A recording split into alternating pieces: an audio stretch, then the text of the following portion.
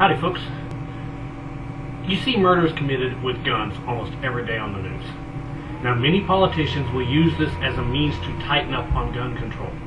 They tell us all the old sayings like guns are evil, crime would dramatically decrease if guns were taken away, and other scary things like that. Now, is it really true though that making it harder and sometimes even impossible for honest citizens to own guns will decrease crime?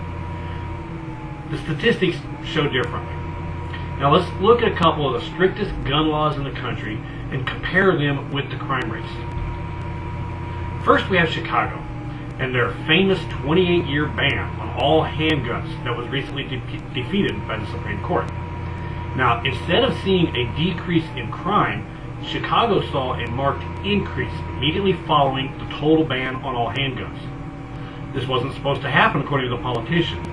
Chicago's Mayor Daley, referring to the lifting of the ban, actually said we would go back to the Old West. You have a gun, I have a gun, we'll settle this in the streets. And yet the crime rate has dropped.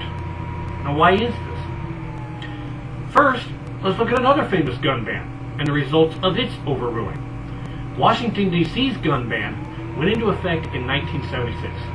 And while the violent crime rate did drop the next year, it would continue on a steady increase all the way into the late 90s. Washington's Mayor Adrian Fenty said more handguns in the District of Columbia will only lead to more handgun violence. But if you look at the statistics, you will notice that the violent crime rate for our nation's capital has actually dropped since the ban on all handguns was lifted. Again, why is this? Now, the media will have you believe that better drug enforcement and police training is the reason for the streets being safer, but they never really think about the simple fact that all gun laws affect are the law-abiding citizens. Those that are going to commit the crimes with a gun are still going to get the gun, no matter what.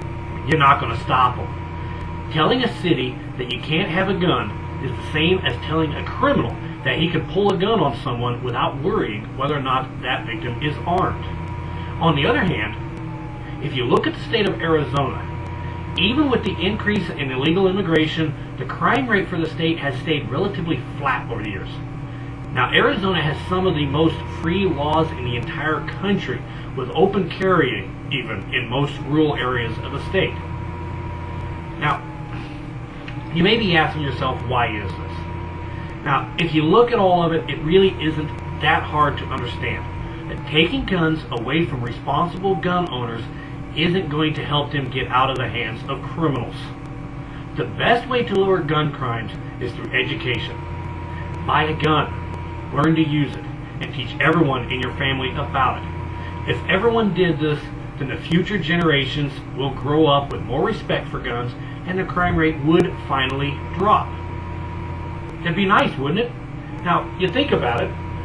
I have a gun, you know, this is my boy's beautiful little Henry 22. You know, lever action, gorgeous little gun. Now, my boy's only 12 years old. Sorry, 11 years old. And I really am not too worried about it with it. You know, we start out with a single shot, move on to the bigger guns. You work your way up. Now, quick gun safety. First, always make sure gun's empty. You know, simple it can be. Never keep the ammo in the same spot as the gun. Gun lock. Cheap. Very cheap.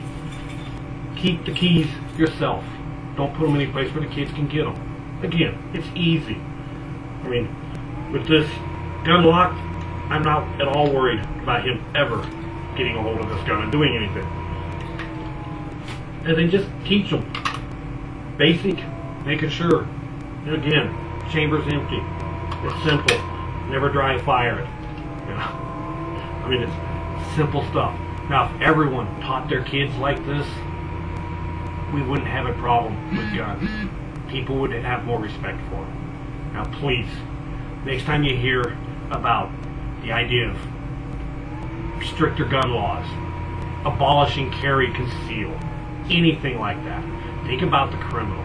If he's coming up to mug somebody and he doesn't know if they're armed or not, he's going to think twice about mugging them. Right? Makes perfect sense. But on the other hand, if you tell them you got a big sign on the front of the door that says no guns allowed, that's just telling a criminal, don't have to worry about it. So please, in the future, just vote against gun control. It's for the best for everybody. Now, I'd like to thank the Disaster Center at disastercenter.com, the Washington Post, and the Wintry Night at wintrynight.com. That's where I did all of my research. All the statistics are there if you want to go look at them yourself. Thank you. Have a good day.